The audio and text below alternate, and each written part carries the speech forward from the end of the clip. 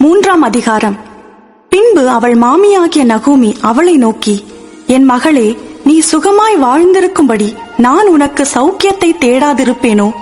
நீ போவாசின் வேலைக்காரிகளோடே கூடியிருந்தாயே, அவன் நம்முடைய உறவின் முறையான் அல்லவா? இதோ அவன் இன்று ராத்திரி களத்திலே வார்கோதுமை தூற்றுவான். நீ குளித்து எண்ணெய் பூசி உன் வஸ்திரங்களை உடுத்திக் கொண்டு அந்த களத்திற்கு போ. அந்த மனுஷன் புசித்து குடித்து தீருமட்டும் அவன் கண்ணுக்கு எதிர்படாமல் இரு. அவன் படுத்துக்கொண்ட போது அவன் படுத்திருக்கும் இடத்தை நீ பார்த்திருந்து போய் அவன் கால்களின் மேல் மூடியிருக்கிற போர்வையை ஒதுக்கி நீ படுத்துக்கொள். அப்பொழுது நீ செய்ய வேண்டியது இன்னதென்று அவன் உனக்கு சொல்லுவான் என்றாள். அதற்கு அவள், நீர் எனக்கு சொன்னபடியெல்லாம் செய்வேன் என்றாள்.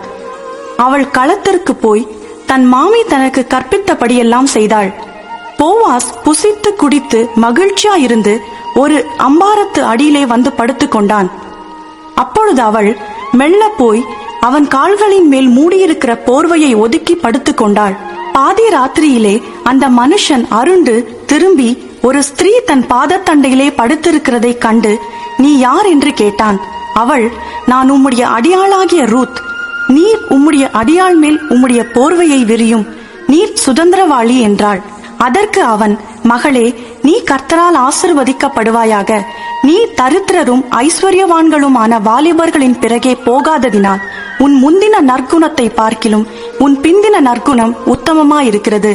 இப்போதும் மகளே, நீ பயப்படாதே, உனக்கு வேண்டியபடியெல்லாம் செய்வேன்.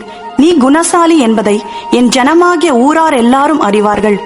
நான் சுதந்திரவாளி என்பது மெய்தான், ஆனாலும் என்னிலும் கிட்டின சுதந்திரவாளி ஒருவன் இருக்கிறான். ராத்திரிக்கு தங்கியிரு, நாளைக்கு அவன் உன்னை சுதந்திர முறையாய் விவாகம் பண்ண சம்மதித்தால் நல்லது. அவன் விவாகம் பண்ணட்டும். அவன் உன்னை விவாகம் பண்ண மனதில்லாதிருந்தானேயாகில் நான் உன்னை சுதந்திர முறையாய் விவாகம் பண்ணுவேன் என்று கர்த்தருடைய ஜீவனை கொண்டு ஆணையிடுகிறேன். விடியற்காலம் மட்டும் படுத்துக் கொண்டிரு என்றான்.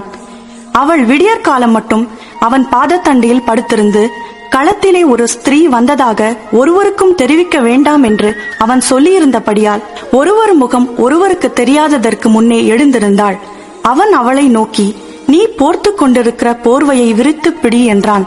அவள் அதை பிடித்த போது அவன் அதிலே 6 படி வார்கோதுமையை அளந்து போட்டு அவள் மேல் தூக்கிவிட்டு பட்டணத்திற்கு புறப்பட்டு வந்தான். அவள் தன் மாமியினிடத்தில் வந்த போது அவள், என் மகளே, உன் செய்தி என்ன என்று கேட்டாள். அப்பொழுது அவள் அந்த மனுஷன் தனக்கு செய்ததையெல்லாம் அவளுக்கு விவரித்தாள். மேலும் அவர், நீ உன் மாமியாரண்டைக்கு வெறுமையாய் போக வேண்டாம் என்று சொல்லி இந்த 6 படி வார்கோதுமையை எனக்கு கொடுத்தார் என்றாள். அப்பொழுது அவள், என் மகளே, இந்த காரியம் என்னமாய் முடியும் என்று நீ அறியும் மட்டும் பொறுத்திரு. அந்த மனுஷன் இன்றைக்கு இந்த காரியத்தை முடிக்கும் முன் இளைப்பாற மாட்டான் என்றாள்.